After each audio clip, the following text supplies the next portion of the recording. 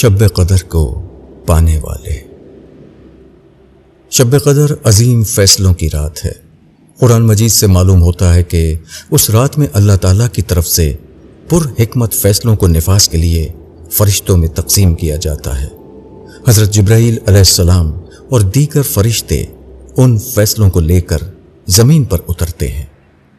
ان فیصلوں میں سے ایک عظیم فیصلے کی مثال نزول قرآن کی ہے، جو انسانیت پر اللہ تعالیٰ کا سب سے بڑا احسان ہے۔ نزول قرآن کے بعد اگلے 1000 مہینوں میں وہ 3 عظیم نسلیں اٹھیں جنہوں نے انسانی تاریخ کا رخ ہمیشہ کے لیے بدل دیا۔ یہ رات طلوع فجر تک سلامتی کی رات ہے۔ شب قدر کی اس حیثیت کو جاننے کے بعد انسان جب اس رات میں عبادت کے لیے کھڑا ہوتا ہے تو دراصل اس حقیقت کو پا لیتا ہے کہ یہ نظام کائنات ایک عظیم ہستی چلا رہی ہے جو قادر مطلق اور کریم مطلق ہے۔ یہ کائنات کسی بخت و اتفاق کا نتیجہ نہیں جسے حوادث کی زنجیر کسی نامعلوم منزل کی طرف کھینچے چلی جا رہی ہے۔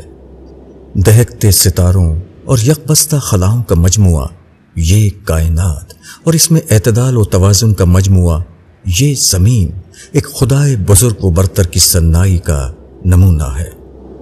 وہ بنانے والا اسے بنا کر کہیں فارغ نہیں بیٹھا، بلکہ عرش قدرت پر جلوہ گر ہو کر ہر لمحے اور ہر آن کائنات کا نظام چلا رہا ہے۔ ذرے ذرے پر اس کی نظر ہے، اور ہماری زندگی کے روز و شب سب اس کے علم میں ہے۔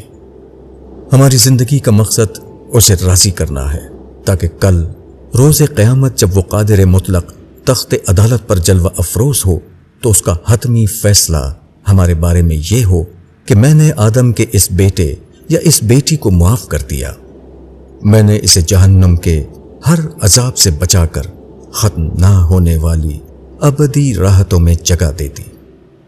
جس شخص نے شب قدر میں اس طرح خدائے قدیر کو دریافت کیا، اسی نے شب قدر پا لی۔ ابو یحییٰ۔